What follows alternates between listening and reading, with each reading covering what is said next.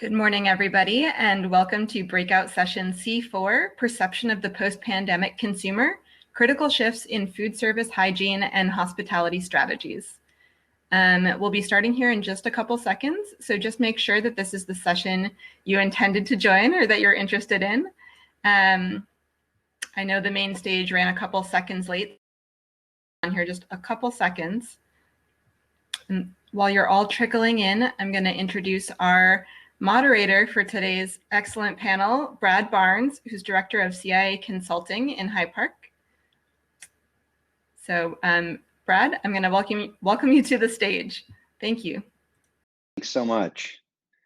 I appreciate it. Glad everybody could take to join the session today. I see our count is still building, so I'll just kill a minute with a couple of gratuitous statements here.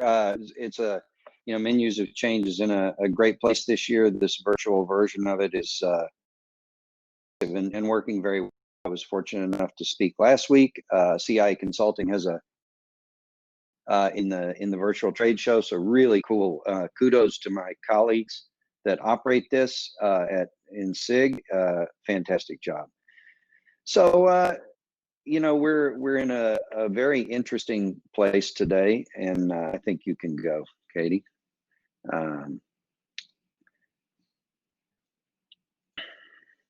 It's an uncertain time, and we have come a long way together. We're not by any means out of the woods yet. I've been in the business for 46 years as of this past April, and I have seen food service operations, restaurants, hotels, all types, through war, economic disaster, 9/11, and really nothing like this, as what we're experiencing today for our business. We've all faced many impediments to just serving food to our guests and making a living from that. The problem is forcing us to change our business models drastically and probably forever.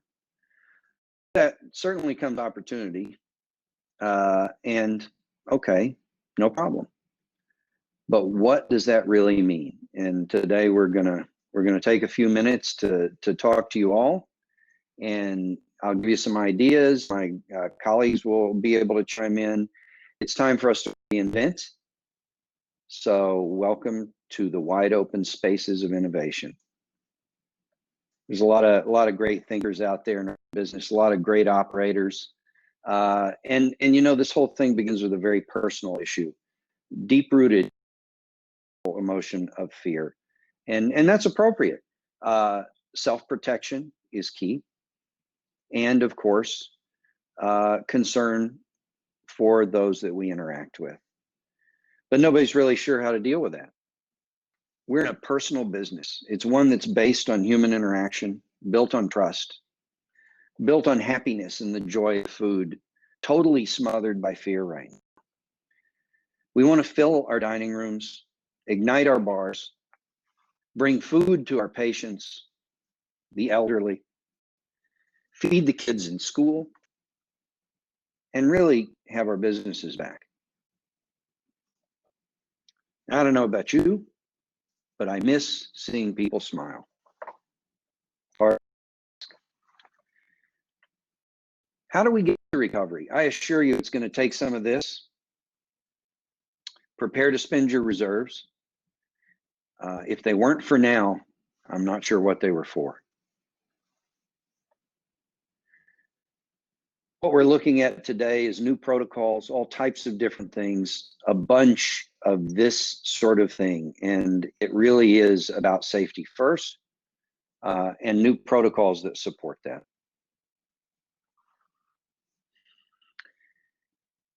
In today's talk, we're going to explore some important topics that will help us begin to bring next year's food business into focus.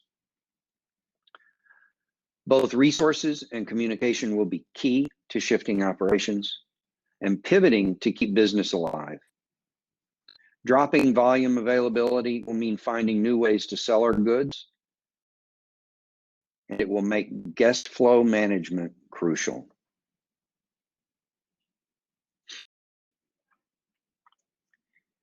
We're in charge of creating a safe environment. And if we don't, we'll not get here. And here is that crowded, busy place that we all love, serving our great food that we're so proud of in the way that attracted us all into this business in the first place. Being food service professionals, serving food in a safe and delicious way that brings happiness to our customers, no matter where we are.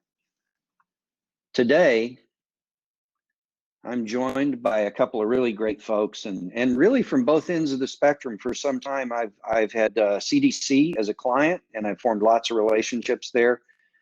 Great folks and long colleagues, Fernando Salazar, a veteran of the hotel F&B industry, and also served with us as a managing director in San Antonio for some time. He recently retired from the hospitality industry, lucky Fernando, to dedicate himself 100% to eSpain, a company that he co-founded with Fernando, Heidi Blank. She's the chief for chronic disease nutrition at CDC and oversees a team of prevention experts that support healthy food environments, including the implementation of food service guidelines for federal facilities. Very interesting program, one that I've been lucky enough to be involved in. April, she's also been serving on CDC's COVID-19 pandemic response as the lead for food systems working group. So both of these folks, super happy to have them with us today. And I'm going to start with a couple of questions for Dr. Blank. Also realize that y'all can pop questions into the chat there, and I will be looking at those as much as I can, and we'll try to weave those in. But Dr. Blank, thanks for being able to join us today. You know, our primary operational concerns viewed as a point of quality, and quality assurance is safety of team and guests. So what will be the way ahead for the development and release of guidance from CDC? Yes, thanks, Brad. Thanks, Katie. Thanks for having me today. And thanks so many of you who I see in the chat box there, including some of our folks from our local and state health departments. Hey, Michelle, shout out to you. Yeah, it's an interesting time, and CDC has really tried to step in as a public health agency and try to find the best guidance we can for many sectors, including the food system. I'm the great-granddaughter of 4 farmers, the grandmothers and grandfathers who've helped provide food for the country. So my roots are in agriculture, and I chose nutrition as a profession. So I take this area so seriously, and it's like you said, it's the smiles that food brings to people's faces, the sharing of food and breaking of bread that we have with our community and our family members. So as a CDC scientist, I really take it to heart to really ensure that we're providing the best guidance for safety, but then that practical aspect of really understanding what food means to us as humans. So, hopefully folks have seen who've been to the CDC website, the number of guidance materials we have for employers and for the food sector specifically. Hopefully you've taken a look at our business and employer section on food service, bars and restaurants. In April, the essential service document came out that really kind of detailed the frontline workers for America. And so many of them are in your situations of delivering meals. Disruption, as Brad's mentioned, but hopefully, as you take a look at the guidance, we have the guidance for restaurants and bars, and also we have our large guidance section on the best practices in resuming the business, so our business toolkit. And as you go through, for example, in that business toolkit, we have employer sheets, we have a restart readiness checklist, the worker protection tool, infographics for both helping employees and operators, try to ensure the best practices around physical distancing, social distancing, mask wearing. But with that comes the feasibility. So CDC's guidance is just that, it's guidance. We don't have that expertise that you have. You understand the nooks and crannies of your back kitchen. You understand how people try to shimmy in and get, a chiffon pie to cut really quickly for those restaurant meals. You know best, how the physical distancing. So hopefully the CDC guidance provides that top level information that can help you then try to operationalize. So I really hope that folks have taken a look at those. They are long, I will say that, right? 22 and 60 pages. And so hopefully that's where CIA and others can add a little bit of the pragmatic aspect. But I think, if you take a look at our employer sheets and the infographics, if you're finding there are major concerns that our guidance doesn't address, we have the opportunity through frequently asked questions to really make sure that we're meeting your needs.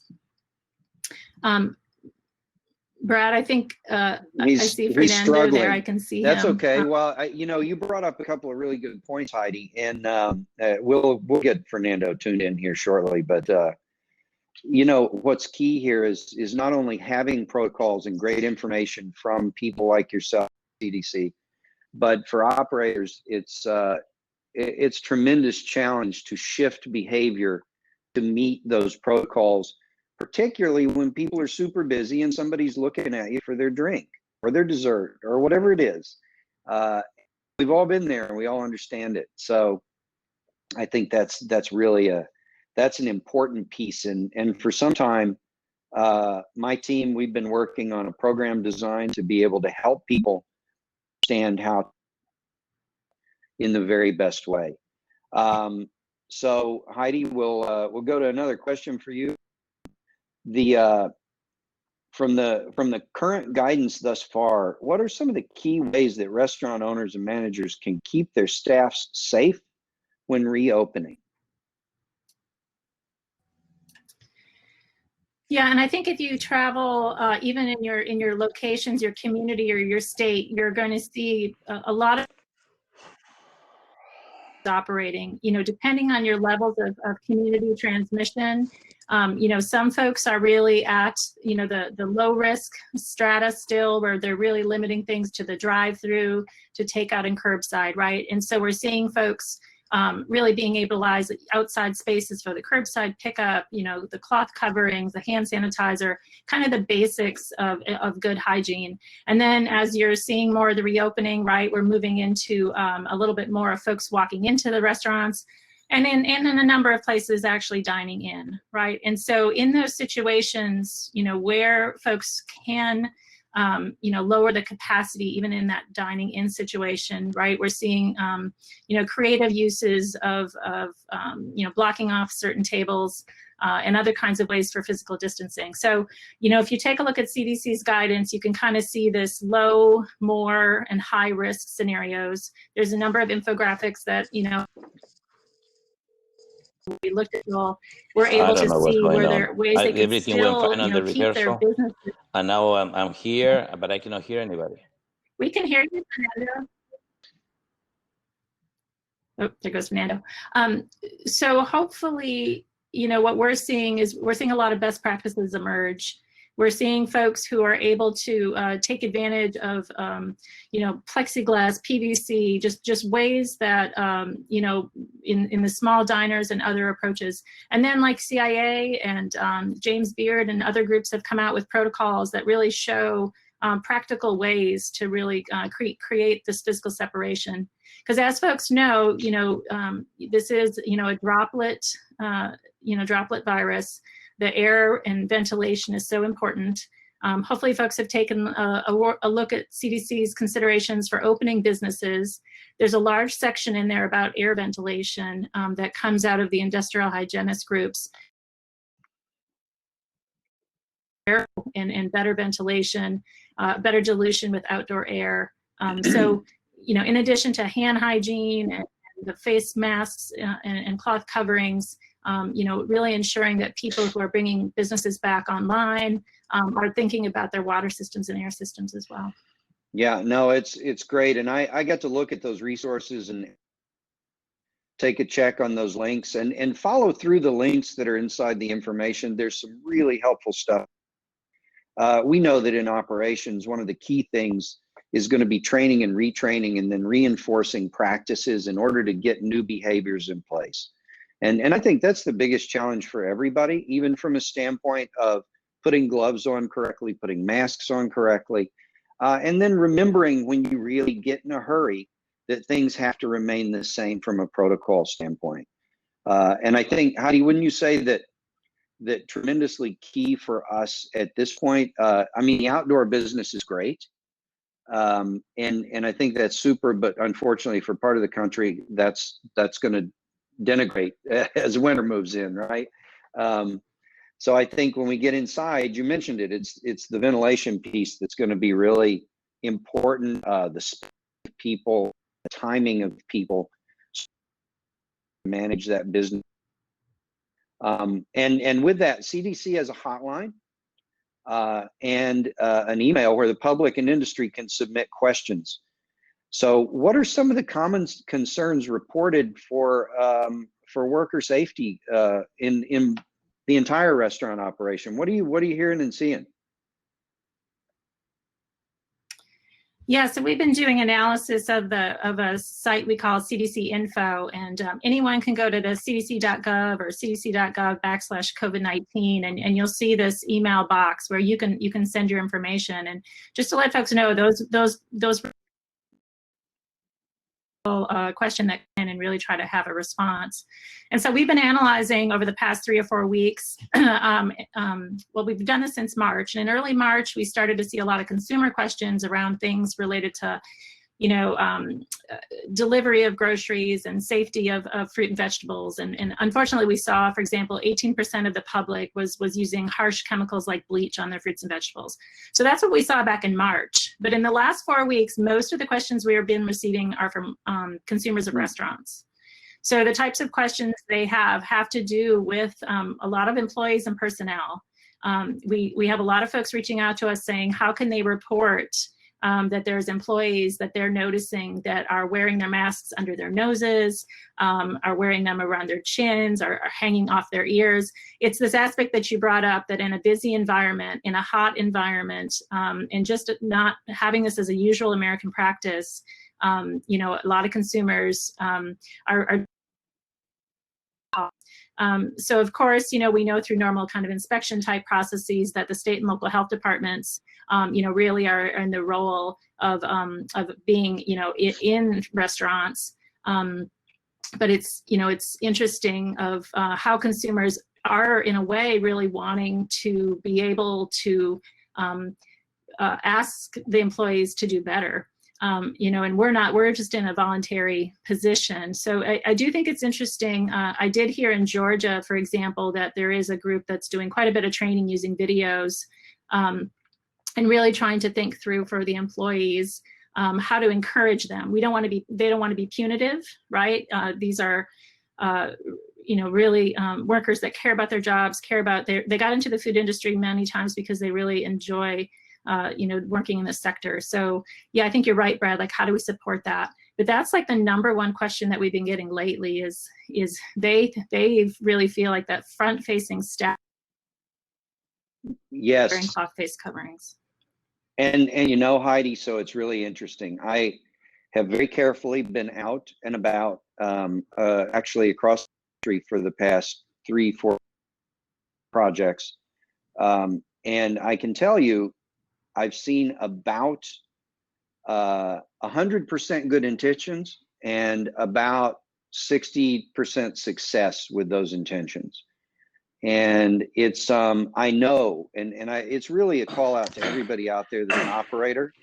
If we're not ensuring that our operations are doing what they're supposed to do, people are going to be noticing and asking, and that's not going to be well for repeat business. And I think it's a real call out because it's an important thing. And believe me, I know how tough it is. I have the largest food hall in New Orleans is my world. It's been super challenging dealing with following protocols and keeping delivery and curbside in place and all the new new laws just a week ago, laws on us for alcohol delivery changed overnight. So, you know, there's some really tough things there. I see our friend Fernando still struggling. I feel so bad about that. Fernando has a wealth of knowledge that he could share with us. Fortunately, I know some of the things we were going to talk about, and you know, there's a couple of really important things, and we have a couple of minutes here left. And so one of the things that we were going to chat about was the analysis of your business, and to understand what it is you're doing today and how successful you might or might not have been, and what does the business plan look like going forward. It takes some work, and it takes some work really to understand how your business can respond to this. Try talking. I think I can hear you. Can you hear me? Okay. Can you hear me now? Good. Yes. Okay, good. Perfect. Great. Good. I don't know what happened. My apologies. The rehearsal went fine, but now everything went sideways. But to answer your question, first and foremost, if restaurants do not have a solid plan to demonstrate adherence to the pandemic and to how to protect the guests, you're going to miss them. You're going to lose them. I was a client of a Starbucks near my house for 5-6 years. I stopped going last week because they no longer give gel to the customers. Done. I'm not coming back. And that's what's going to happen with other restaurants. So I'm going back to the analysis. I think that everyone cannot open the way that they did business before. They have to analyze their menus, determine what are the top 15 sellers from prior to COVID.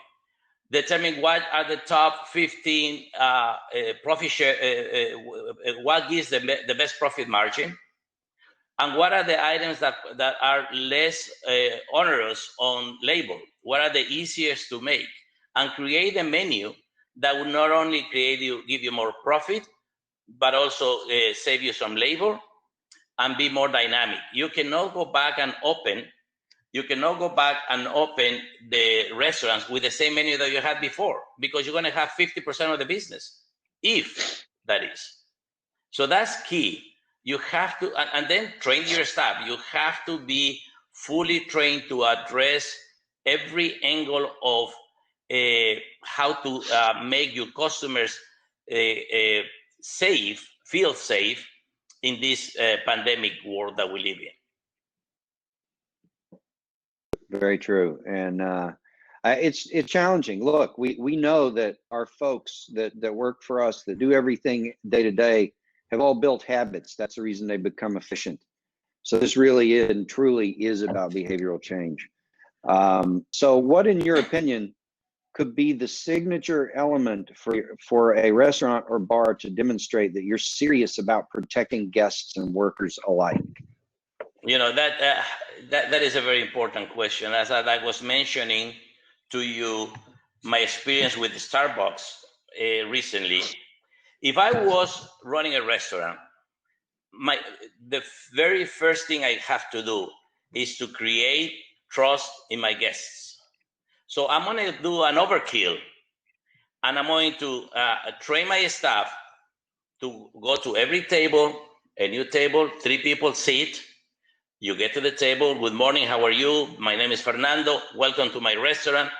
And I have a bottle of gel. Would you like some gel before you start your meal? And they clean their hands. Or they don't if they don't want to.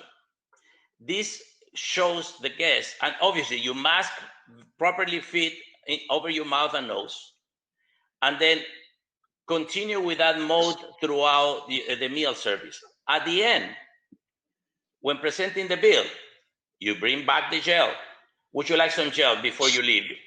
So this is an overkill, but it shows that you really care for their well-being. Just giving a gel at the entrance of the restaurant ain't gonna make it. You have to do a little over and above to create a feeling of trust in your guests. Those are going to come back. And never I think let that's any right. of your servers hang the mask like a scarf. They have to be 100% committed to doing it right all the time. Yes, I totally agree. And it's so important that we really lock these standards up.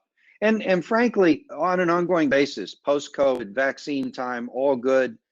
I think as operators, this is a call for us to get better, more astute at what we're doing, more consistent. It can only make business better. And I think that's part of the opportunity that's here in front of us. I know we're getting close to the end of our time, and they're going to hook me out of here soon. Dr. Blank, is there anything you want to add to this? We appreciate both of you all being here today very much. Yeah, I think just to echo what Fernando brought up, I think, looking at CDC's guidelines, you can see, the physical distancing because of this being an airborne or, a through the air transmission. Good hand washing and high touch surfaces. But I think it's what Fernando says as well, right? The customer service part, whether again, that's, a little bit extra wiping down the tables, a little bit extra of hand sanitizer. Even though we know that foam lights or surfaces, are not the main way this is being, transmitted, the airborne is the key. I think it's because of how human beings relate to their environments. We have to holistically support them to ensure that these businesses can remain open and fully thrive. So I think, it's like you're saying, there's a practical guidance related to the safety and the transmission risk. And then it's this extra piece that Fernando's bringing in, which is, again, it's that extra touch point. So you may not see that in CDC's guidance. And so I do think, bringing together, the wisdom of the many folks in this area can help support where we're you at. couldn't be more right. I totally agree. And really, I think the nice thing about what Fernando's saying is that it's our time to treat this as a way that we infer style. We bring our thoughts to the table, so to speak. And we are in the hospitality business where we want to make people feel good, safe, comfortable, happy. And then we're back on the road, right? So, but it just takes a lot more management. Here comes the hook. Thank you all so much. You did perfect on timing. Amazing. Special thank you to our panelists, Brad, Heidi, and Fernando. I will let you guys go. You've done an amazing job. This was also recorded, so you guys can watch it later on. But the networking break is about to get underway, and we're excited to share this short presentation with you, which will explain all of the opportunities to network and engage with your colleagues during the upcoming break. So especially if you're new, please enjoy. We are now going into a networking break sponsored by Nestle Professional.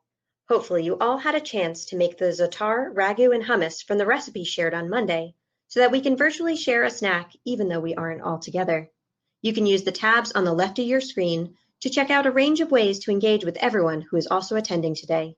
In our Sessions tab, we have a special presentation at this break, a live demo celebrating protein diversity with Nestle Professional representatives Cassie Hoover and Chef Logan McCoy, sponsored by Nestle Professional.